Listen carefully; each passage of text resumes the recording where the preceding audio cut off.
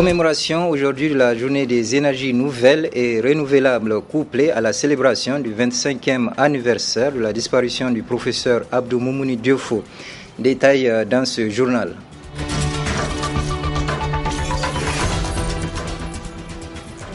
Ensuite, dans cette édition, vous entendrez la déclaration de la jeunesse engagée pour l'alternance concernant la vie socio-politique de notre pays.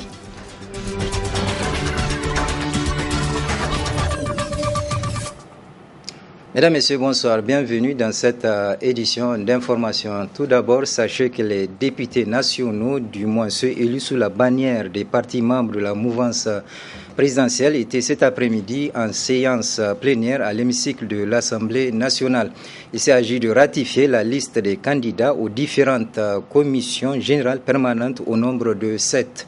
Le président de l'auguste institution a par la suite levé la séance pour permettre aux différentes commissions de se réunir en vue d'élire leur bureau. La présentation des bureaux des commissions générales, elle, est prévue pour demain, vendredi 8 avril 2016. Les énergies renouvelables, une arme de développement massif, je sais donc je suis. C'est autour de ce thème qu'est célébrée aujourd'hui la journée des énergies nouvelles et renouvelables couplée à la commémoration du 25e anniversaire de la disparition du professeur Abdou Moumouni Diofo. Compte rendu Michel Deji et Aboubakar Souley. Il s'est agi d'une journée débutée par une minute de silence qui s'est voulue d'appropriation du riche héritage légué par le professeur Abdou Moumouni, premier africain agrégé en sciences physiques dès 1956 et l'un des plus grands pionniers du solaire à travers le monde, dont les premiers disciples et amis réunis au sein de la fondation Abdou Moumouni se rappellent encore de nos jours. Né en 1929 à Tessawa, il faut dire que dans l'esprit de l'AOF, ça a eu un retentissement, mais alors considérable, de voir un Africain admis dans des sciences exactes, parce que l'idée était que les Africains n'ont pas l'esprit, la pensée scientifique, et qu'on voit des littéraires, par exemple Kizerbo et son collègue à l'époque à Paris, passaient en même temps que lui, en juin 1956, l'agrégation d'histoire. C'est bel et bien une référence sur le plan mondial. À l'université Cheikh Anta Diop, là où j'ai fait ma première thèse, le prof qui m'a encadré a été encadré par le professeur Abdou Moumouni. Tous ceux qui sont responsables du 3e cycle et de la filière énergie solaire à l'université de Cheikh Anta Diop en ce moment étaient des disciples du professeur Moumouni. Homme scientifique hors du commun, le parcours de Abdou Moumouni est un parcours qui mérite d'être connu par le grand public nigérien et plus particulièrement par les jeunes scolaires qui malheureusement révèlent de moins en moins d'intérêt pour la science contrairement aux années antérieures, constatent les organisateurs de cette journée. L'invention particulière qu'il a eu à faire de son vivant, vous avez vu au CNES, c'est surtout les cuisinières solaires, les chauffe-eau solaires, mais aussi le prototype qu'il a voulu installer et essayer de centrale solaire à concentration, qui constitue donc un prototype innovant, mais malheureusement qui n'a pas été poursuivi faute de moyens et de volonté, et qui se retrouve réalisé et vulgarisé ailleurs. Par exemple, vous prenez aux États-Unis, il y a une centrale de 500 mégas qui fonctionne. Vous prenez la Chine, il y a une centrale de 1000 mégas qui fonctionne actuellement. Vous prenez le Maroc voisin, ils sont en train de construire une centrale photovoltaïque de 560 mégas. Et 500 mégas, c'est à peu près la consommation du Niger, sinon même moins. Si une centrale peut satisfaire la consommation du Niger, mais pourquoi pas? Pourquoi pas on ne peut pas essayer? Surtout que le combustible est gratuit. Il suffit juste de réaliser et entretenir. Dans un pays désertique comme le Niger, c'est une solution à multiples avantages. Au terme des conférences de cette journée, d'importants prix d'encouragement ont été décernés aux élèves du lycée d'excellence qui ont fait preuve de brio pendant le premier semestre dans les matières scientifiques. Il est à noter que les expositions de cette journée vont se poursuivre au Musée national Boubou Hamad de Niamey jusqu'au dimanche 10 avril prochain. Ensuite, je vous propose de suivre quelques réactions relativement aux œuvres du professeur Abdou-Moumouni Diofo. C'est un thème qui est d'actualité puisque nous savons aujourd'hui que le Niger, quand même, c'est un pays qui est très ensoleillé, que c'est le pays de Abdou-Moumouni. On s'est dit que le développement, pour nous, s'il devait passer par l'énergie, cette énergie devrait passer par le solaire. Toutes ces applications n'ont pas été prises au sérieux parce que nos dirigeants et ceux qui sont devant, qui doivent prendre les décisions politiques pour amener le peuple à jouir de ces connaissances, de ces inventions, n'ont pas pris conscience de l'enjeu et de l'intérêt de la question. Et ceux qui ont compris cela, notamment les Européens, et ils se sont très vite mis à l'œuvre. Ils ont mis leurs mains à la pâte et aujourd'hui, concrètement, c'est eux qui bénéficient de ces inventions. Et nous autres, on continue de profiter, d'être soumis au marché des Chinois, au marché des Allemands et des Français qui importent leurs produits qu'ils ont fabriqués, pourtant basés sur la connaissance de notre propre compatriotes. Donc, vous voyez un peu, c'est malheureux en tout cas de le dire et c'est désolant. La consommation augmente. Et lorsque la consommation augmente et que ce qu'on nous livre à partir du Nigeria n'est pas suffisant, c'est clair que dans ce pays, nous allons affronter des difficultés. Et donc, la journée d'aujourd'hui vise surtout à interpeller les consciences. Parce que je me dis que les autorités n'ignorent pas les intérêts que nous avons ou que nous pouvons tirer à travers les énergies nouvelles et renouvelables. Mais il faut les rappeler de temps en temps. Il faut les rendre sensibles. Les pouvoirs publics, en tout cas actuels, sont en train de vraiment faire le maximum pour que le rêve du professeur Abdou-Moumouni puisse être réalisé. Et je pense que pendant ce mandat actuel, le président de la République, qui est un élève du professeur Abdou-Moumouni, va certainement contribuer à réaliser ce rêve. Et moi, je ne suis pas inquiète. Au contraire, je suis très agréablement surprise de voir que le professeur Abdou-Moumouni a eu des émules. Le professeur Abdou-Moumouni a eu des héritiers. Et ces héritiers-là, c'est vous et nous. C'est vous les médias, c'est nous autres qui sommes dans la politique. C'est le citoyen lambda, c'est le professeur Madougou, etc. Et ses élèves, c'est les élèves du lycée d'excellence, etc., etc. Donc tout ce monde-là, si on est tous collectivement conscients et responsables et pour agir dans le sens des vœux et des idéaux du professeur Abdou-Moumouni, Inch'Allah, notre Niger renaîtra avec les énergies renouvelables tant prônées par le professeur Abdou-Moumouni. Le projet JAD, Jeunes et Adolescents en Santé, a été lancé ce matin au ministère de la Santé publique. Ce projet vise à réduire les nouvelles infections, la morbidité, la mortalité liée au VIH chez les adolescents. Le point dans le reportage qui va suivre. Dans notre pays, les populations ne sont pas à l'abri des méfaits du VIH-Sida, plus particulièrement les jeunes qui sont exposés à la contagion. Aussi, pour freiner la propagation de cette maladie, un projet pilote de la promotion de la santé sexuelle chez les adolescents a été lancé. Mathilde Coré, chef de la mission Soltis, donne ici les objectifs visés à travers le projet. Le projet que nous avons nommé Jeunes et Adolescents en Santé, qui est un projet donc, qui vise à réduire les infections chez les jeunes et les adolescents au VIH-Sida. C'est un projet qui donc se lance aujourd'hui et qui aura lieu dans les régions de Niamey et Maradi, puisqu'elles représentent les deux régions où il y a le plus de jeunes infectés du VIH-Sida. Ce projet va se mettre en œuvre avec beaucoup de partenaires, puisque la thématique des jeunes et adolescents touche plusieurs ministères. Donc nous sommes aujourd'hui au ministère de la Santé, qui chapeaute le lancement du projet, mais le ministère de l'Enseignement secondaire est associé également, le ministère de la Jeunesse, la direction de la jeunesse. Nous avons aussi un partenaire de mise en œuvre qui est l'ONG La Fiamatassa. L'ONG française Équilibre et Population va nous apporter son expertise technique.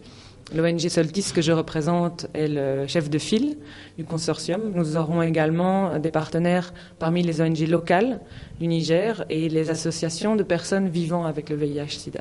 Pour le secrétaire général du ministère de la Santé publique, l'apport du projet sera considérable dans la prise en charge des personnes vivant avec le VIH-Sida. Au Niger, les régions de Niamey et de Maradi ont été retenues pour tester les interventions en vue d'une éventuelle réplication.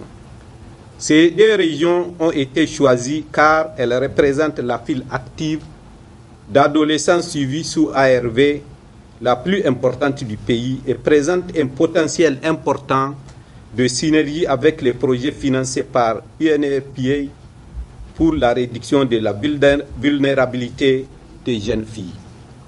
Ce faisant, j'exhorte les initiateurs de ce projet et tous les acteurs impliqués à renforcer davantage leurs actions sous le leadership des différents ministères concernés afin d'aboutir à des résultats rapides et mesurables dans la perspective de l'atteinte des objectifs assignés.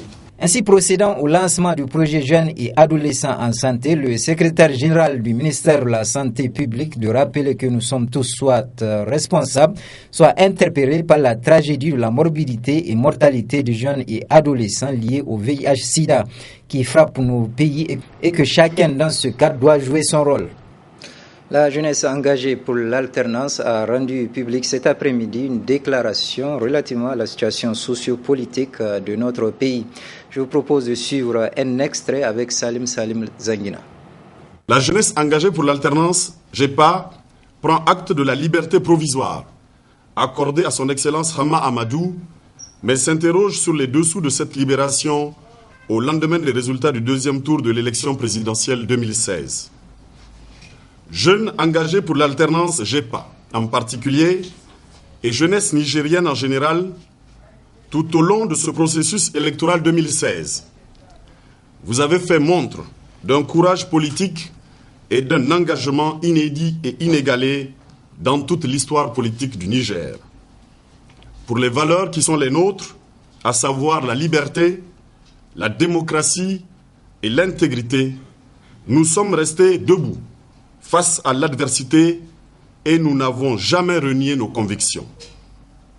Ce combat pour la justice, pour l'intégrité, pour l'égalité, nous le mènerons avec plus d'ardeur et de conscience. Nous sommes la jeunesse de l'opposition et nous l'assumons volontairement aux yeux de l'opinion nationale et internationale. Nous l'assumons pour la défense et la préservation des intérêts de notre peuple. Cependant, la vigueur de notre jeunesse et notre foi ne doivent pas nous aveugler. Le courage politique dont nous avons fait montre jusqu'à présent doit continuer de s'affirmer dans le cadre légal d'une opposition responsable et constructive. Jeunesse de la COPA, Dieu, de qui vient tout pouvoir, nous recommande la patience et l'endurance dans tout combat et dans toute épreuve. Loin donc de faiblir, devenons chacun un leader du changement positif dans notre communauté. Et pour réussir cette mission, notre engagement pour les nobles idéaux que nous défendons doit puiser sa source dans le respect de la Constitution du Niger et celui des autres textes et règlements de notre cher pays. Il est venu l'heure pour la jeunesse nigérienne de prouver sa maturité et son patriotisme. Abandonnons donc les invectives malsaines et autres insultes provocatrices dans notre vie quotidienne et sur les réseaux sociaux. Abandonnons la haine, les ressentiments et les rancœurs pour cultiver la divergence constructive de points de vue. Jeunesse de la COPA, la jeunesse nigérienne doit adhérer à notre cause pour la pertinence de nos idées et de nos arguments. La jeunesse nigérienne doit nous plébisciter pour l'espoir que nous portons. La jeunesse nigérienne doit nous suivre pour l'élan de construction nationale que nous inspirons. Voilà, le vrai prix à payer pour obtenir la confiance et la fidélité du peuple nigérien. La JEPA constate avec amertume et regret que plusieurs jeunes partisans et autres sympathisants de la COPA ont été appréhendés injustement par la police devant le bureau politique d'un parti membre de la COPA et à leur domicile. La JEPA, tout en condamnant la brutalité de cette opération policière, appelle à la libération de tous les jeunes écroués à la prison civile, ainsi que la libération de tous les autres détenus politiques. Ceci afin de favoriser véritablement une décrispation de la situation sociopolitique encore très tendue dans notre pays. Par ailleurs, la jeunesse engagée pour l'alternance salue la justice nigérienne pour la libération de la plupart des jeunes internautes et autres membres de l'état-major de la jeunesse COPA incarcérés injustement. Enfin, la jeunesse engagée pour l'alternance rend hommage aux forces de défense et de sécurité tombées sur le champ d'honneur. Ensuite, une importante saisie de stupéfiants a été opérée à Zender par la police. Au nombre de 46, les membres de ce réseau ont été présentés à la presse hier. D'autres précisions avec Asma Ousseidou sur les images de la télévision Gaskia. C'est un vaste réseau de passeurs et de trafiquants de stupéfiants qui a été mis hors d'état de nuire par les éléments de la police nationale. Au total, 46 personnes ont été interpellées, 20 Nigériens et 26 étrangers. Une descente de police a été effectuée dans la soirée au quartier Harobanda. Cette opération nous a permis de saisir 62 kg 75 de chanvre indien, d'interpeller 20 de nos compatriotes et 26 étrangers candidats à l'immigration. Cette saisie est composée entre autres des alcools frelatés, des chanvres indiens, un sachet contenant des cristaux verts qui seront analysés. Peu avant le 3, des informations nous sont parvenues et ces informations font état du fait que des candidats à l'immigration seraient séquestrés dans une villa appartenant à un certain Mohamed Lawali Jibo, ici au quartier Harobanda. Donc nos investigations, disais-je, nous ont permis à la date du 3 de repérer cette villa, d'organiser et de faire une descente pour l'interpellation des personnes dont je viens de citer plus haut, plus les 62 kg 75 de chanvre indien. Les étrangers étaient séquestrés, ils n'arrivaient même pas à sortir, ils sont privés de leur droit d'aller et venir. Ils sont en situation irrégulière. Donc ils ont profité de l'inattention des gardiens pour escalader le mur et informer un des policiers. On a monté une surveillance et ce qui nous a permis donc de mettre la main sur les Nigériens, parmi lesquels se trouvent des rabatteurs, des chauffeurs et d'autres qui font le guet. Cette prise a été rendue possible grâce aux renseignements mis aussi à la vigilance des hommes du commissaire Saleh Boubacar. La consommation de la drogue prend de plus en plus d'ampleur dans la ville de Niamey. Qu'est-ce qui pousse les jeunes à la prise de la drogue? Élément de réponse dans ce reportage de Ousmane Sidikou et Cheb Gisso. Le regard évasif, l'air juvénile et mine de rien, ils affichent une certaine insouciance de leur vie. Ces jeunes, sous leur apparence de faux sérieux, sont des usagers de drogue. Plusieurs facteurs y contribuent et favorisent un tel phénomène. Il y a plusieurs facteurs. Non seulement il y a l'échec scolaire. Donc là, vous voyez maintenant avec la politique de l'éducation, il y a un passage où un enfant qui n'arrive pas à avoir plus de moyenne, on le fait passer à une classe vraiment supérieure. Il y a l'échec scolaire. Non, ça c'est un des facteurs. Il y a aussi les talibés que les marabouts amènent dans les centres urbains pour les faire là aussi à partir des centres urbains, chacun prend son chemin. Il y a aussi les jeunes ruraux qui voient comment ils viennent dans les villes à la recherche d'une vie meilleure. Donc c'est ces facteurs-là qui font en sorte que vraiment la jeunesse s'adonne à cette consommation. Pourtant, il existe tout un arsenal de textes juridiques en la matière. L'État a signé toutes les conventions internationales et les lois nationales et surtout tout dernièrement, il y a eu même une ordonnance 99-042 du 23 novembre 1999 qui lutte contre ce phénomène. À ça s'est ajouté en 2013 un arrêté du ministère de la Santé, l'arrêté 450-19 du 17-12-2013 qui classe aussi le tramadol que nous appelons tramol dans la catégorie des drogues à haut risque. Mais l'application en est toute autre et du coup on assiste à une démission de l'État. C'est le silence de l'État qui fait en sorte que même les partenaires qui sont censés appuyer les organisations non gouvernementales, même l'État, dans cette lutte-là, ne fait rien parce que quand nous nous approchons, nous partons vers ces partenaires et ils nous disent « Ah, ça ne fait pas partie de la politique nationale, ça ne fait pas partie de la politique gouvernementale. » Ce phénomène de consommation de ces drogues, aussi alarmant et inquiétant soit-il, non seulement se passe au vu et au su de tout le monde, mais aussi aucune disposition n'est prévue par la loi pour sévir en prenant des sanctions à l'encontre de ces usagers. Dans notre capitale Niamey, beaucoup reste à faire pour qu'elle soit coquette. Les ordures entassées autour du parc d'agrément le prouvent. Ramatou Barté et Sadou Doumi pour le reportage.